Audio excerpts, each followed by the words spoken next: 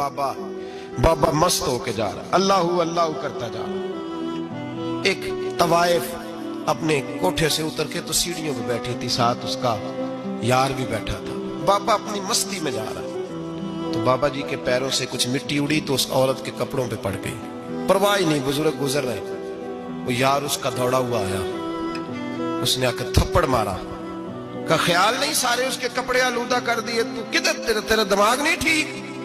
बाबे ने नजर उठाई, का बेटे मैंने देखा नहीं, चल अल्लाह तेरा भला करे, तूने बदला ले लिया। बाबा जी चुप करके, वइज़ा ख़ातबहुमुल जाहिलून क़ालू सलामा, चुप करके गुजर गए। ठंड का मौसम था, बारिश ताज़ा हुई थी, हलवाई दूध काढ़ रहा था, उसने बिठाया बाबा जी को फट्टे पे, प्याला पकड़ा, दौड़ के आगे बढ़ा, बुजुर्ग आ गए, आइए बैठिए। दूध का गरम गरम प्याला शक्कर डाल के दिया, बाबा जी ने दूध पिया, फिर नजर झुकी, फिर रंग बदला, कहने लगे मालिक तू कितना बेनियाज है, कहीं थप्पड़ मरवाता है, कहीं दूध पिलाता है, तेरी बेनियाजी है ना, उधर थप्पड़ मरवाया, यहाँ दूध पिलाया, तू ही जानता है तेरे धन क्या है। अभी बाबा वहीं बैठा था, दौड़े आए, पीछे से लोग, शोर हुआ, बाबे को दबोच के वहां ले गए जहां उस नौजवान ने थप्पड़ मारा था। कहा तू अल्लाह का बंदा है, अल्लाह के बंदे बद्दुआ तो नहीं देते, हुआ क्या? कहा तूने बद्दुआ दी है? कहा नहीं दी, बात बताओ।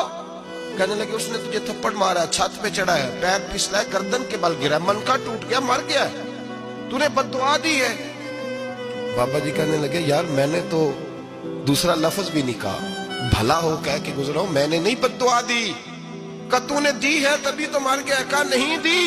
कहा बाबा तू बुजुर्ग आदमी है, सच बोल। तो बाबा जी कहने लगे सच सुनो, फिर मैं आ रहा था, मेरे पैरों से मिट्टी उड़ी, इसके यार के कपड़ों पे पड़ी, इसे बुरा लगा, इसने मुझे मारा।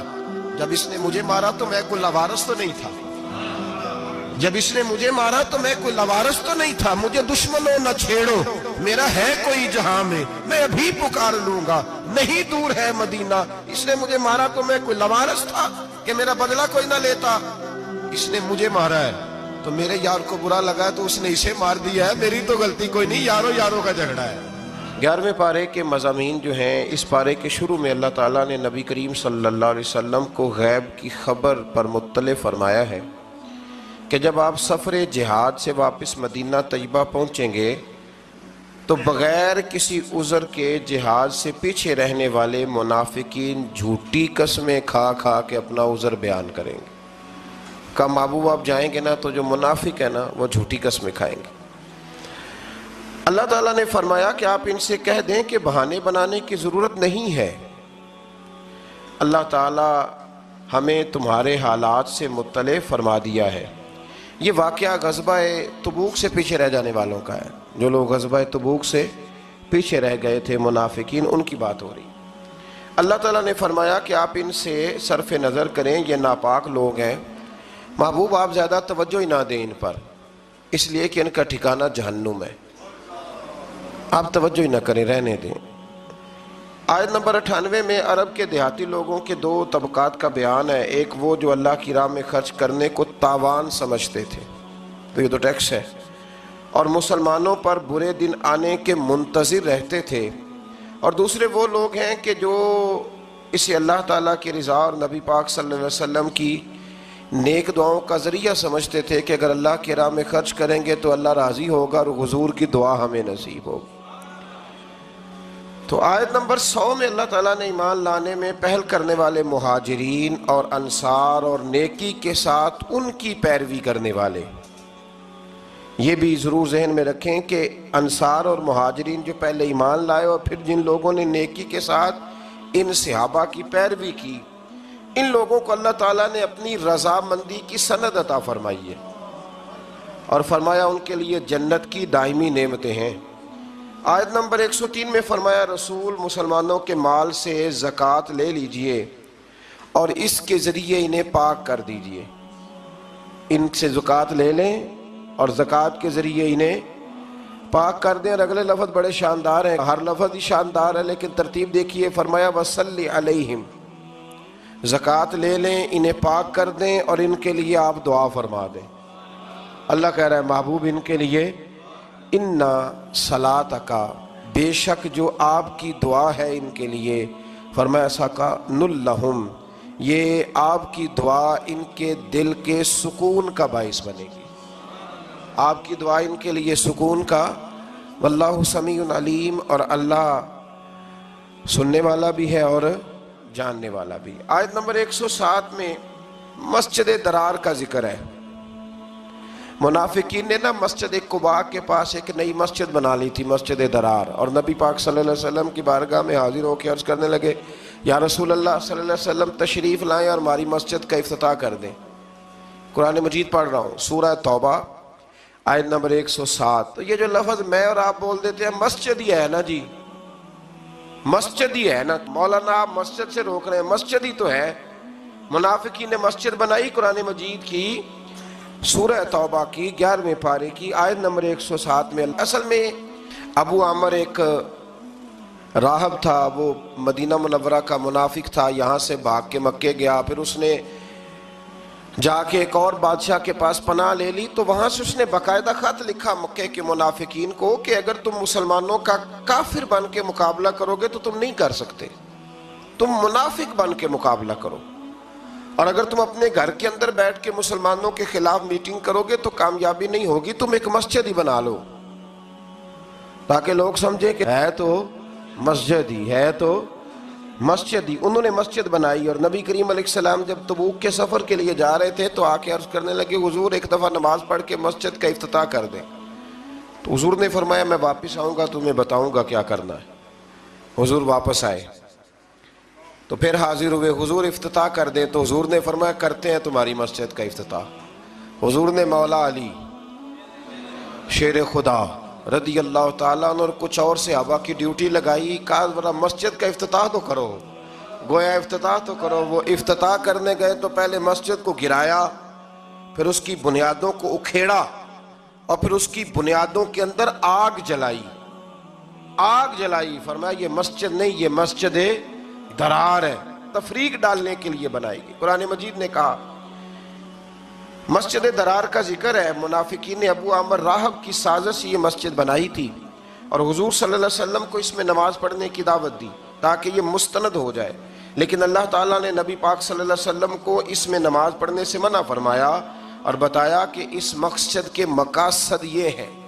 اللہ کریم نے 4 مقصد قرآن مجید میں اس مسجد کے بنانے کے بیان فرمائے. فرمایا 4 وجہ سے بنائی گئی. پہلا مقصد یہ مسلمانوں کو تکلیف دینے کے لیے بنائی گئی، اور دوسرا مقصد یہ کفر کرنے کے لیے بنائی گئی، اور تیسرا مقصد اہل ایمان کے درمیان تفرقہ ڈالنے کے لیے بنائی گئی، فرقہ واریت کے لیے، اور چوتھا مقصد اللہ اور اس کے رسول صلی اللہ علیہ وسلم سے جنگ کرنے والوں کے لیے سازشوں کا مرکز بنایا گیا. کچھ مسلمان بڑے پریشان ہیں آج کل بھی، وہ یہ کہتے ہیں کہ جناب ہر جگہ اذان ہے، ہر جگہ قرآن ہے، ہر جگہ نماز ہے، ہم کدھر جائیں، کس طرف جا کے توجہ کریں، کس طرف جا کے ہم سارا خیال کریں. آپ الحمد سے لے کر والناس تک سارا قرآن پڑھ لیں. نہ کسی منافق کو مسجد سے اختلاف تھا، نہ قرآن پاک سے اختلاف تھا، نہ کسی منافق کو نماز سے اختلاف تھا، نہ بیت اللہ سے اختلاف تھا. منافق کو اگر تکلیف تھی تو نبی پاک کی عظمت اور شان کی تکلیف تھی. قرآن مجید کے اندر تو آپ کو منافقین کا ذکر جو ہے وہ انفرادی طور پہ ملے گا. تو 28ویں پارے میں تو پوری سورت ہے سورہ منافقون. تو سورہ منافقون کا جب آپ مطالعہ کریں گے تو کھلی واضح آیات ملیں گی کہ جب منافقوں سے کہا جاتا تھا نا کہ نبی پاک کی بارگاہ میں آؤ، تو سارے ہلا کے کہتے تھے سارے کام کرنے ہیں پر حضور کے پاس نہیں جانا. بلکہ عبداللہ بن ابی سلول سے جب کسی نے کہا کہ تو حضور کی تعظیم کیوں نہیں کرتا، تو یہ لفظ ہیں امام رازی نے لکھے. لگا تم نے کہا کہ ان کا کلمہ پڑھو، ہم نے پڑھ لیا. تم نے کہا کہ ان کے پیچھے نماز پڑھو تو ہم نے پڑھ لی. تو اب تم کہتے ہو ہم معاذ اللہ محمد ابن عبداللہ کی عبادت ہی شروع کر دیں. یعنی وہ تعظیم کو عبادت کا نام دیتے تھے. منافقین کا طریقہ ہے کہ حضور کی تعظیم کو عبادت کا نام دیتے ہیں، حالانکہ وہ عبادت نہیں، وہ تعظیم ہے. تعظیم اور ہوتی ہے اور عبادت اور ہوتی ہے. اللہ تعالیٰ نے نبی پاک صلی اللہ علیہ وسلم کو فرمایا کہ آپ واپسی کے سفر میں مسجد قباء میں قیام کریں، جس کی بنیاد تقوی پہ رکھی گئی ہے اور جس میں اللہ کے پسندیدہ بندے نماز پڑھتے ہیں. منفی مقاصد کے لیے بنائی ہوئی اس مسجد کے برابر وہ مسجد نہیں ہو سکتی۔ اس سے معلوم ہوا کہ بعض اوقات بظاہر نیک کام اگر منفی مقاصد کے لیے کیا جائے تو اللہ کے ہاں اس کی کوئی قبولیت نہیں ہے۔ آیت نمبر 111 میں فرمایا کہ اہل ایمان کا اللہ تعالیٰ سے سودا ہو گیا ہے۔ سودا کیا ہوا ہے؟ انہوں نے اپنے مال اور جان اللہ کے ہاتھ فروخت کر دیے ہیں، یعنی وہ سب کچھ اللہ کی رضا کے لیے قربان کرنے کو تیار ہے، اور اللہ تعالیٰ انہیں جنت عطا فرمائے گا۔ مال بھی دیں گے، جانیں بھی دیں گے۔ تو اللہ کیا دے گا؟ جان تو بڑی دور کی بات ہے، مال کوئی نہیں دیتے لوگ، یہ بڑا مشکل کام ہے۔ جنت تو چاہیے نا جی۔ اور نبی پاک علیہ السلام کے صحابہ جنت کی خواہش کرتے تھے، جنت کی دعا کرتے تھے۔ یہ سودا ہو گیا، اور سودا کرایا کس نے؟ میرے اور آپ کے پیارے حبیب صلی اللہ علیہ وسلم، حضور نے یہ سودا کرایا۔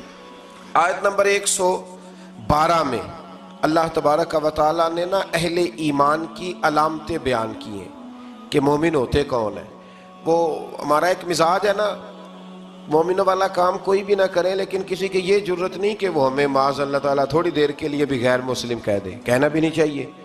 لیکن اگر ہم اہل ایمان کہلاتے ہیں تو جو صفات اہل ایمان کی قرآن بیان کرتا ہے بغیر کسی تشریح اور تفسیر کے، وہ صفات تو ہمارے اندر ہونا چاہیے کہ نہیں ہونا چاہیے؟ اللہ تعالیٰ نے فرمایا مومن ہوتے کون ہیں، ان کی صفات بیان کی ہیں اسی سورہ کی آیت نمبر 112 کے اندر۔ فرمایا التائبون العابدون الحامدون السائحون الراکعون الساجدون الآمرون بالمعروف والنہون عن المنکر والحافظون لحدود اللہ۔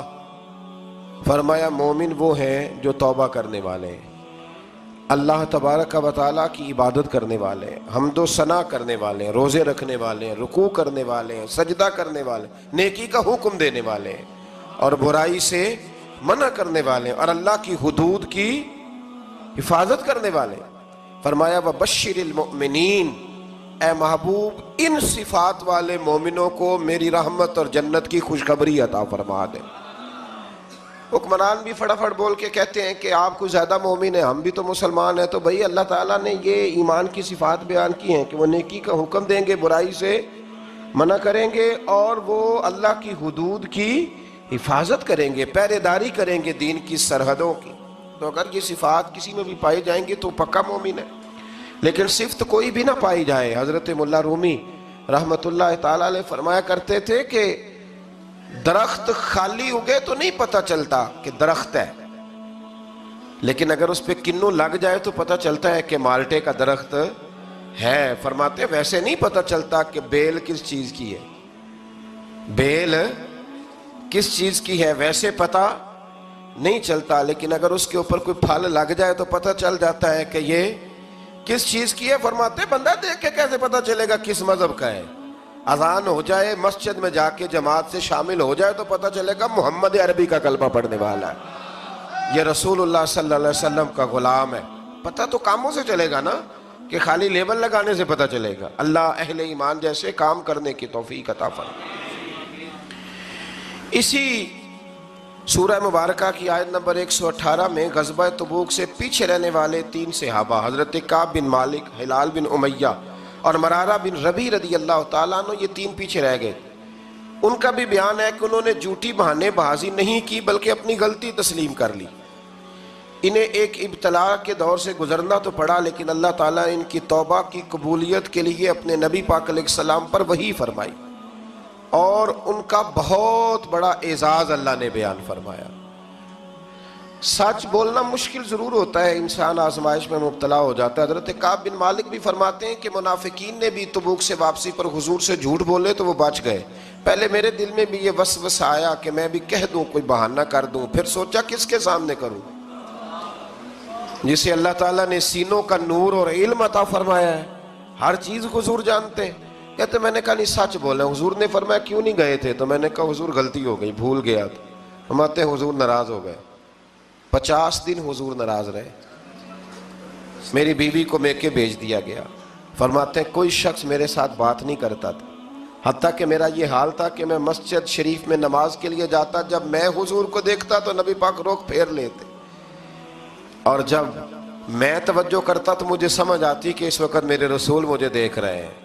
ہمارے صوفیہ ترجمہ کرتے ہیں نا قرآن کا اور عشق کی ان داستانوں کا. میں ویکھاں تے میرا یار نہ ویکھے, جے میں نام ویکھاں تے ہو ویکھے تے ایڈے نصیب کتھوں تتڑی دے او میرے وچ ویکھن دے ویکھے.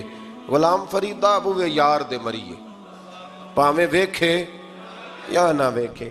تو آپ فرماتے ہیں کہ بہت سارے لوگ مجھے یہ وسوسہ دیتے تھے کہ دیکھا نا تو نے سچ بول کے تو پھر کیا ملا.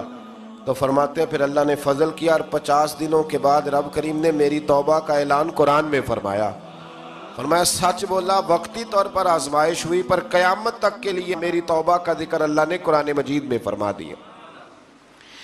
اسی طرح سے آیت نمبر 122 میں بیان کیا گیا ہے کہ سارے مسلمان اپنے سارے مشاغل کو چھوڑ کر اپنے آپ کو دین کے لیے وقف نہیں کر سکتے. اللہ اس بات کو جانتا ہے کہ یہ وقف نہیں کر سکتے سارا کچھ چھوڑ کے. پس ضروری ہے کہ ہر علاقے اور طبقہ زندگی میں سے کچھ لوگ دین کی راہ میں نکلیں اور دین میں مہارت حاصل کریں تاکہ وہ اپنی قوم کو اللہ کے عذاب سے ڈرائیں.